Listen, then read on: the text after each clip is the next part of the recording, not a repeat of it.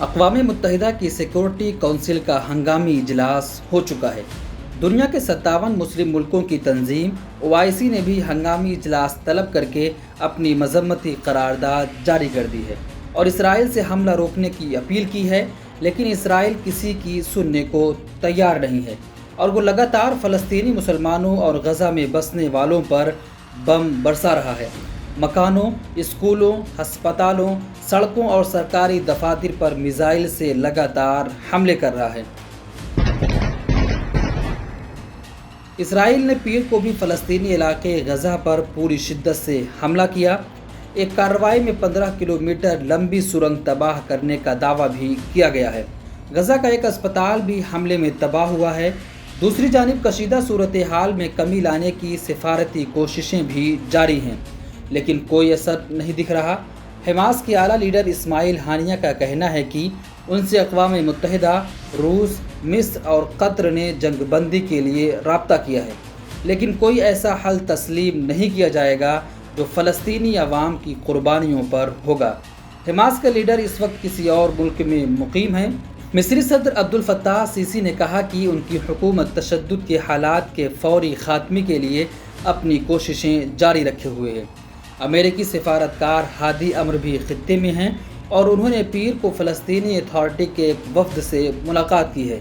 امریکی ایلچی نے ایک روز قبل اعلیٰ اسرائیلی اہلکاروں سے بھی میٹنگ کی تھی۔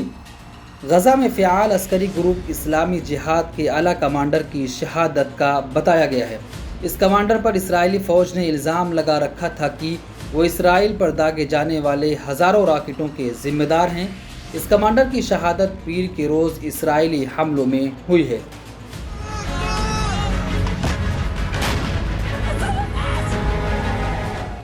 حماس کے مطابق اتوار 16 مئی ایک خوفناک دن تھا اور اس روز اسرائیلی حملوں کی شدت کو فلسطینیوں نے برداشت کیا ہے۔ اتوار کو 42 فلسطینی شہید ہوئے۔ غزہ کے میئر یحییٰ سراج کا کہنا ہے کہ حملوں میں غزہ کو شدید تباہی کا سامنا رہا۔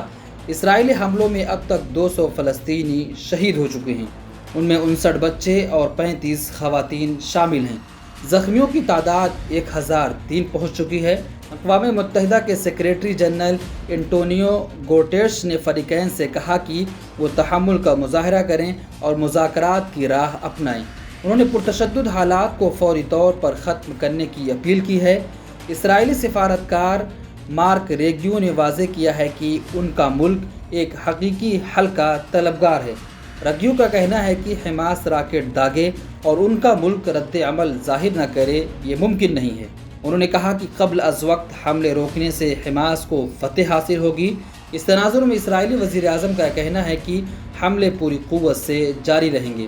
ایک رپورٹ کے مطابق امریکی صدر جو بائیڈن نے اسرائیل کے لیے $735 ملین کے اسلحے کی فروخت کی منظوری دی ہے تاکہ اسرائیل اور مضبوطی کے ساتھ حماس پر لگاتار حملہ کر سکے۔